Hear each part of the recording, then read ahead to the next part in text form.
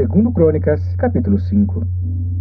Assim se acabou toda a obra que Salomão fez para a casa do Senhor. Então trouxe Salomão as coisas que seu pai Davi havia consagrado, a prata, o ouro e todos os objetos, e pô-los entre os tesouros da casa de Deus.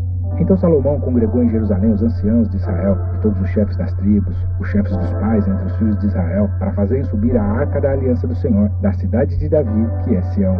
Então, quando o templo e todos os utensílios ficaram prontos, ele reuniu os anciãos, ou seja, os chefes das tribos, os chefes dos pais e os homens de Israel em Jerusalém para levar a arca da tenda e fazer uma grande festa ao 7º mês. Era a festa então dos tabernáculos, comemorada em outubro até os dias de hoje. E todos os homens de Israel se congregaram ao rei na ocasião da festa, que foi no 7º mês. E vieram todos os anciãos de Israel, e os levitas levantaram a arca, e fizeram subir a arca e a tenda da congregação, com todos os objetos sagrados que estavam na tenda. Bom, os sacerdotes também eram levitas, e eles eram os únicos que podiam transportar a arca. Mais uma vez comentando, que o serviço dos levitas não era somente cantar, como se fala nos dias de hoje, levita fulano de tal, levita fulano de tal. Essa era apenas uma das funções, das muitas funções que os levitas faziam, e sim porque eles eram da tribo de Levi.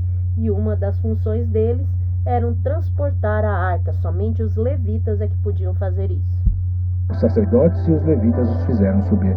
Então o rei Salomão e toda a congregação de Israel, que se tinha reunido com ele diante da arca, sacrificaram carneiros e bois, que não se podiam contar nem numerar, por causa da sua abundância. Assim trouxeram os sacerdotes a arca da aliança do Senhor ao seu lugar, ao oráculo da casa, ao lugar santíssimo, até debaixo das asas dos querubins, porque os querubins estendiam ambas as asas sobre o lugar da arca, e os querubins cobriam por cima a arca e os seus varais. Então os varais sobressaíam para que as pontas dos varais da arca se vissem perante o oráculo, mas não se vissem de fora, e ali tem estado até o dia de hoje. Na arca não havia coisa alguma senão as 2 tábuas que Moisés tinha posto em Horebe, quando o Senhor fez aliança com os filhos de Israel, saindo eles do Egito. Bom, nessa época aqui então, não havia nada além dos 10 mandamentos dentro da arca. Quando Paulo menciona o vaso de ouro que continha o maná e a vara de Arão em Hebreus 9:4, ele falava da arca enquanto estava no tabernáculo e não no templo.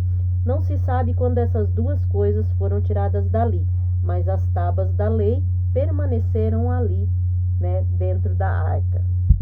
E sucedeu que, saindo os sacerdotes do santuário, porque todos os sacerdotes que ali se acharam se santificaram, sem respeitarem as suas turmas, e os levitas, que eram cantores, todos eles, de Asaf, de Emã, de Jedutum, de seus filhos e de seus irmãos, vestidos de linho fino, com símbolos, com saltérios e com harpas, estavam em pé para o oriente do altar, e com eles até 120 sacerdotes, que tocavam as trombetas.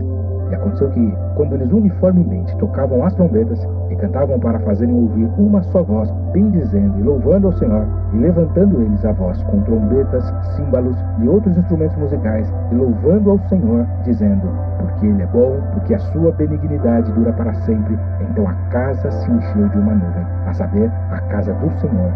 E os sacerdotes não podiam permanecer em pé para ministrar por causa da nuvem, porque a glória do Senhor encheu a casa de Deus. Bom, então eles tocarem ali a música através de instrumentos, cânticos. Essa nuvem de glória veio e encheu todo o templo, sendo que os ministros não conseguiam nem ficar de pé, e a celebração ficou interrompida então por alguns momentos de tamanha glória de Deus, Nós vemos aqui que eles ficavam horas e horas em pé adorando ao Senhor, e infelizmente nos dias de hoje as pessoas têm ficado acomodadas, e parecem que se custam de ficar de pé na presença do Senhor para o adorar.